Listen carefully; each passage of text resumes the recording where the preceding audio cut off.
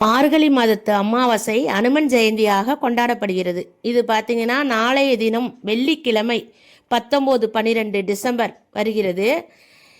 இந்த அனுமனுக்கு பார்த்தீங்கன்னா வாலில் தான் ரொம்ப சக்தி இருக்குன்னு சொல்லுவாங்க. அதுலேயும் மேல் நோக்கி இருக்கிற வால் பகுதியில் நம்ம சந்தனம் குங்குமம் விட்டு வணங்குறப்போ நம்ம மிகவும் சிறந்த பலனை நமக்கு கிடைக்கும்.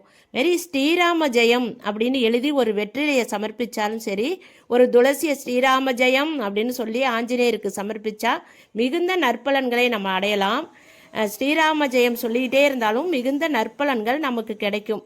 அது மாதிரி பார்த்தீங்கன்னா மிளகு கலந்த உளுந்து வடை, அதுலேயும் நல்லெண்ணெயில் பொரிச்சு வைக்கிறது ரொம்பவும் ஆஞ்சநேயருக்கு விருப்பமான ஒன்றாக இருக்கிறது.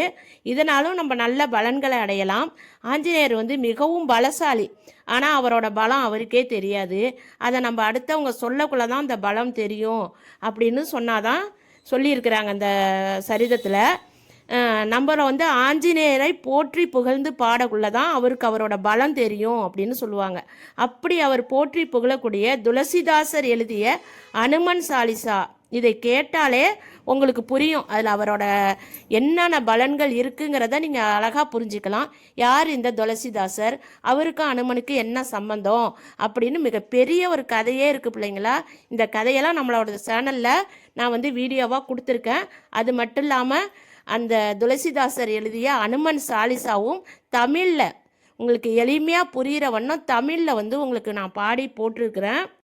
அது பார்த்தீங்கன்னா நீங்களே எளிமையாக சொல்கிற வண்ணம் தான் நான் போட்டிருக்கேன். அதை நாளைய தினம் கேட்பவங்க சொல்பவங்க அனைவரும் அனுமனோட அருளால் உங்களோட அனைத்து துன்பத்திலிருந்தும் விடுபடுவீர்கள். பில்லி சூனியம் ஏவல் பிரச்சனையால் பாதிக்கப்பட்டு உடல் நலம் மனநலம் பாதிக்கப்பட்டவர்கள் அனைவரும் இந்த அனுமன் சாலிசாவை நாளைய தினம் கேளுங்க. உங்கள் வாழ்க்கையில் ஒரு நல்ல மாற்றம் வரும். ஆஞ்சநேயர் கோயில் போக முடியாதவங்க வீட்டிலேயே நீங்கள் வெற்றிலையில் ஸ்ரீராம ஜெயம் எழுதி ஒரு துளசி தளத்தை எடுத்து அதில் ஸ்ரீராம ஜெயம் அப்படின்னு சொல்லி உங்கள் வீட்டில் ஆஞ்சநேயருக்கு, அப்படி இல்லை அங்கே ராமர் படம் வச்சுருந்தீங்கன்னா அவங்களுக்கு சமர்ப்பிக்கிறதுங்கிறது மிக சிறந்த பலனை தரக்கூடியது. அது மட்டும் இல்லாமல் சுந்தரகாண்டம் அப்படிங்கிறது ரொம்ப சிறப்பான ஒன்று. அதை ரொம்ப எளிமையாக பாடி போட்டிருக்க பிள்ளைங்களா, அதை கண்டிப்பாக கேளுங்க. ஏன்னா அந்த சுந்தரகாண்டம் கேட்குற இடத்துல ஆஞ்சநேயர் அமர்ந்து ஆனந்தமாக அவரும் கேட்பார் அவங்களோட அப்படிங்கிறது ஒரு ஐதீகம். அதுமாரி அவருக்கு பிடிச்ச ரொம்ப அற்புதமான ஒரு தீபம், அதை யாருமே சொல்லியிருக்க மாட்டாங்க இது வரைக்கும் உங்களுக்கு. அந்த தீபமும் நமது சேனலில் நான் ஏற்றி போட்டிருக்கிறோம் இல்லைங்களா. அந்த அற்புதமான தீபத்தை நாளைய தினம் ஏற்றி வணங்குபவர்களுக்கு நீங்கள் கேட்ட வரம் கிடைக்கும். கண்டிப்பாக ஆஞ்சநேயர் உங்களுக்கு அருள் புரிவார். அது மட்டும் இல்லாமல் அதிசக்தி வாய்ந்த 12 நாமாக்கள் துவாதச நாமாவளி அப்படின்னு சொல்கிறது, அதுவும் நமது சேனலில் இருக்குது. இப்படி நிறைய ஆஞ்சநேயரை பற்றின நிறைய தகவல் நமது சேனலில் இருக்குது பிள்ளைங்களா. இது போன வருட ஆஞ்சநேயர் ஜெயந்திக்கே நான் போட்டுட்டேன். அதனால் இதை நான் உங்களுக்கு தகவலாக சொல்கிறேன். அவசியம் போய் பார்த்து பலனடையணும் அப்படின்னு கேட்டிருக்கேன். ஆஞ்சநேயரோட வெண்ணெய் தாலி சாத்துனது, அதாவது பஞ்சமுக ஆஞ்சநேயர் திருநள்ளாறு, அவரோட அற்புத தரிசனமும் நமது சேனலில் இருக்குது. யாரெல்லாம் துன்பத்தில் கஷ்டப்பட்டுக்கிட்டு இருக்கீங்களோ அவங்கெல்லாம் கண்டிப்பாக பாருங்கள், கண்டிப்பாக கேளுங்க.